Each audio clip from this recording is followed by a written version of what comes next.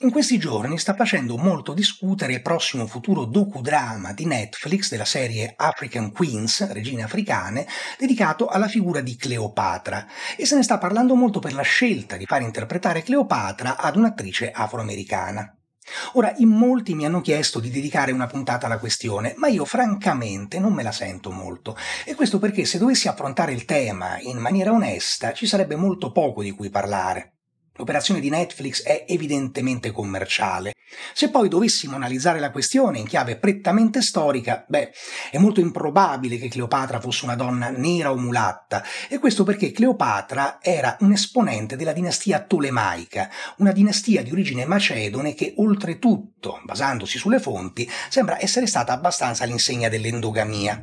Certo, vi sono degli apporti esterni, ma sembrano provenire per lo più dalla vicina dinastia Seleucide, quindi un'altra dinastia di origine macedone, e poi dalla vecchia nobiltà del precedente impero persiano, una nobiltà per lo più indo-iranica.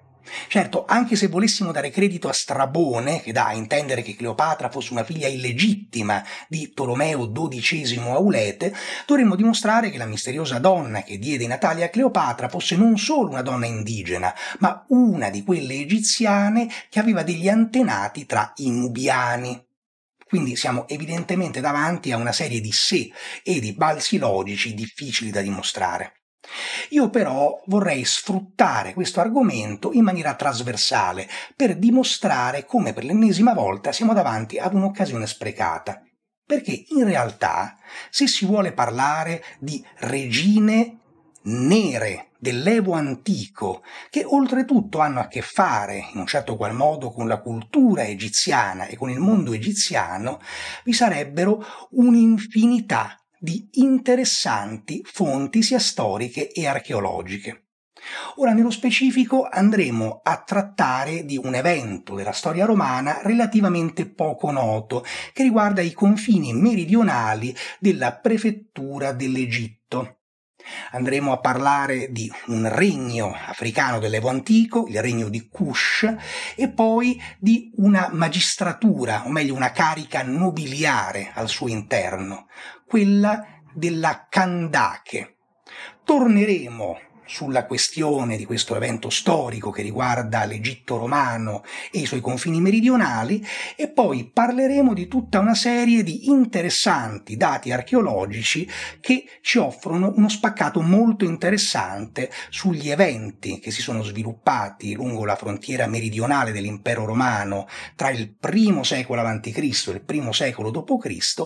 e che fanno emergere la figura, o meglio le figure, di potenti donne nere condottiere e regine. Prima di cominciare, come sempre, vi invito ad iscrivervi al canale, attivare la campanella, mettere mi piace, ed ora cominciamo ad affrontare questa interessantissima questione relativa alle regine nere dell'Africa dell'Evo antico che hanno affrontato niente poco di meno che l'impero romano. Da Strabone apprendiamo che nel 25 a.C., per ordine di Augusto, il praefectus Aegypti, Elio Gallo, partì per una campagna contro l'Arabia Felix. L'obiettivo della campagna era quello di assicurare le rotte commerciali che attraverso il Mar Rosso collegavano Roma all'India, portando a un grande afflusso di spezie pregiate nel cuore dell'impero. La campagna di Gallo si risolse con un mezzo fallimento, vedendo oltretutto la morte di molti legionari a causa di una pestilenza, ma soprattutto ebbe l'effetto collaterale di lasciare sguarnito l'Egitto, preda delle mire espansionistiche di un vicino meridionale dell'impero romano. Quelli che Cassiodione e Strabone chiamano etiopi lanciarono un'offensiva repentina contro la parte meridionale della Tebaide. Secondo Cassiodione, l'esercito degli etiopi era capitanato da una feroce regina guerriera chiamata Candache. Nelle fonti classiche il termine etiopi solitamente ha un'accezione generalista e indica individui di ceppo subsahariano, ovvero dalla pelle nera. Nel caso specifico, però, ovvero quello degli invasori dell'Egitto di cui parlano Cassiodione e Strabone, etiopi indica gli abitanti del regno di Kush. Il territorio del regno di Kush corrispondeva alla regione della Nubia, divisa in Bassa Nubia, ovvero la parte meridionale dell'Egitto, ed Alta Nubia, ovvero la parte settentrionale dell'odierno Sudan. La storia della Nubia era da sempre stata legata a filo doppio con quella dell'Egitto, dal quale aveva ricevuto notevoli influssi culturali. Prima il regno di Kerma e poi il regno di Kush erano a intervalli regolari stati avversari o stati tributari dell'Egitto. Questo finché nel 945 a.C., a seguito del colpo di Stato che aveva portato all'affermarsi delle dinastie dei faraoni libici, alcuni esponenti egiziani del clero di Amon di Tebe non erano fuggiti riparando appunto in Nubia, nel regno di Kush. Qui gli esponenti del clero di Amon si erano uniti alla nobiltà locale, dando vita a una casa regnante che nel 744 a.C. avrebbe espanso talmente tanto il regno di Kush da conquistare tutto l'Egitto, dando vita alla famosa 25esima dinastia, quella dei faraoni neri. La 25esima dinastia venne stroncata nel 656 a.C. dall'invasione assira, che però si arrestò proprio al confine con la Nubia e a dispetto di tutti i tentativi di espansione verso sud delle diverse potenze che da questo momento in poi governeranno l'Egitto, il regno di Kush rimase sempre indipendente. Pur mantenendo un forte legame con la cultura ancestrale egiziana, in particolare per quanto riguarda l'arte monumentale, il regno di Kush finì per sviluppare un proprio modello culturale autentico. Con il passaggio della capitale da Napata a Meroe, ritenuta maggiormente difendibile, si ebbe in maniera speculare un progressivo abbandono dell'alfabeto egiziano in favore di un alfabeto locale, detto meroitico. Candache, che in Strabone e Cassiodione è il nome della regina degli Etiopi che attaccano l'Egitto, in realtà non è un nome proprio, bensì una carica, un titolo. Si tratta di un termine composito dalla parola meroitica Kanda, che significa donna, e dalla particella che, la quale forse può essere interpretata come possidente, proprietaria. Candache era un titolo attribuito alla sorella del re di Kush, che secondo una dinastia che si muoveva su base matrilineare sarebbe stata la madre del futuro monarca. Alcune Candache nelle iscrizioni meroitiche hanno anche il titolo di Core, re, sovrano, a dimostrazione che quando il fratello moriva oppure non vi era un candidato maschile per il titolo di monarca, la Candache di fatto governava, era regina regnante finché suo figlio non raggiungeva la maggiore età. Anche quando la Candache non ha il titolo di Core, nell'arte figurativa cushita evidentemente va a ricoprire una posizione paritaria a quella del monarca, oltretutto con delle spiccate caratteristiche guerriere. La Candache Amanisha Cheto, in carica a cavallo tra il I secolo a.C. e il I secolo d.C., viene rappresentata con arco e frecce mentre conduce dinanzi a sé dei prigionieri, mentre la Candache Amanitore, che le succedette, viene rappresentata mentre fa strage di nemici con una spada, specularmente al figlio, il re Natakamani, che invece impugna una scure.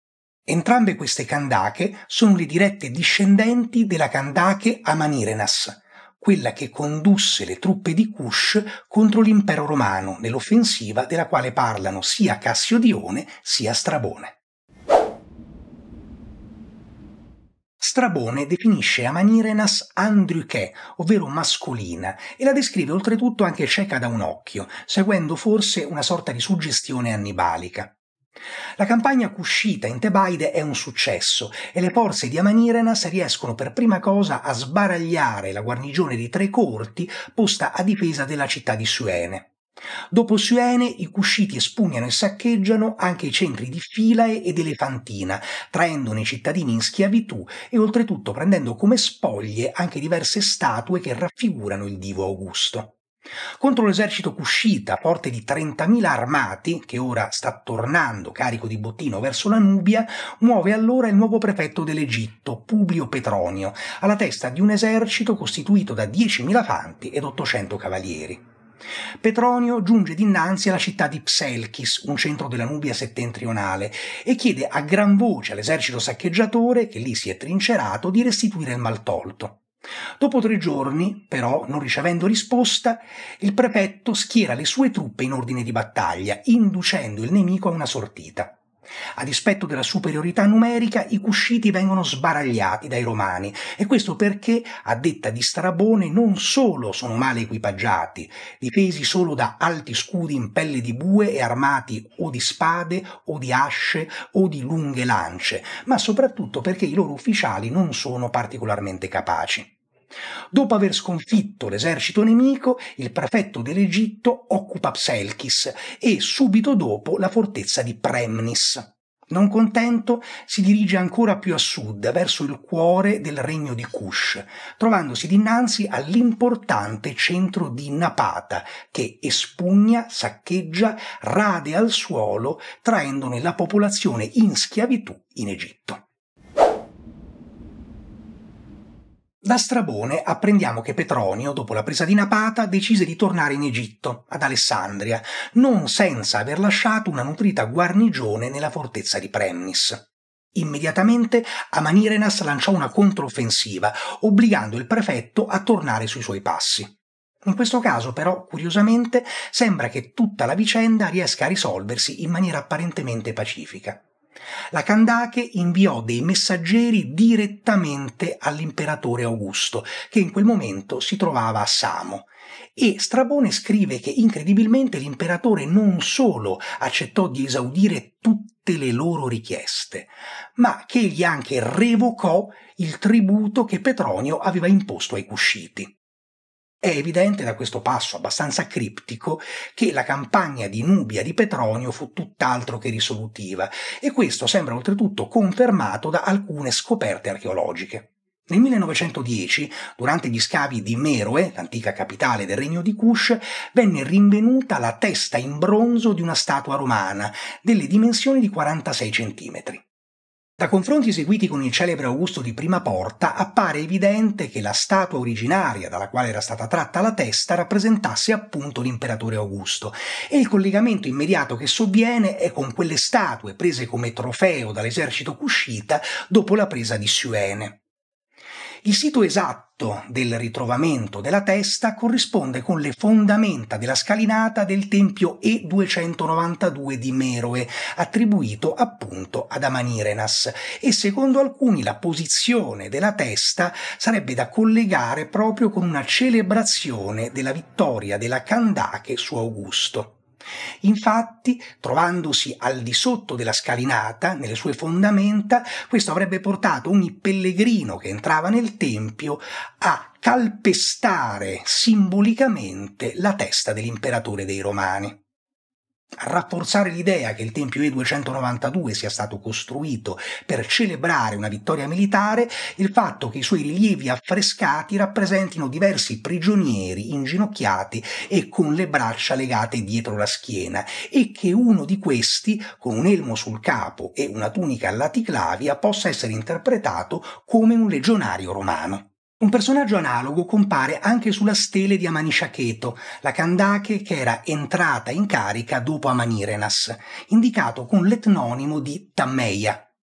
Tammeia è una parola del Meroitico che deriva dall'antica forma egiziana TMH, utilizzata per indicare i Libi, che in Meroitico aveva preso l'accezione generalista di straniero settentrionale non egiziano, ma che almeno in un altro documento epigrafico, una stele attribuita proprio ad Amanirenas, indica chiaramente in maniera esplicita e diretta proprio i Romani.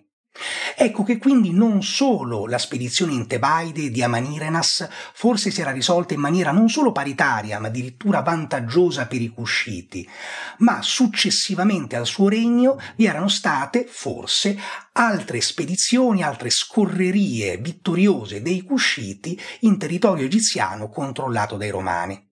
Ecco perché, quindi, a mio modo di vedere, l'idea di presentare la storia di una Cleopatra nera sia qualcosa di sciocco, fallimentare e controproducente, quando un minimo di ricerca storica avrebbe potuto restituire le vicende di delle vere e proprie regine nere africane imbevute di cultura egiziana che avevano affrontato con alterne vicende il mondo romano.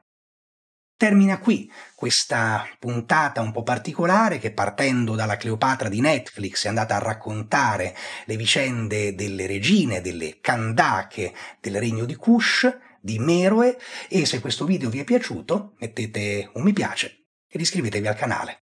Grazie.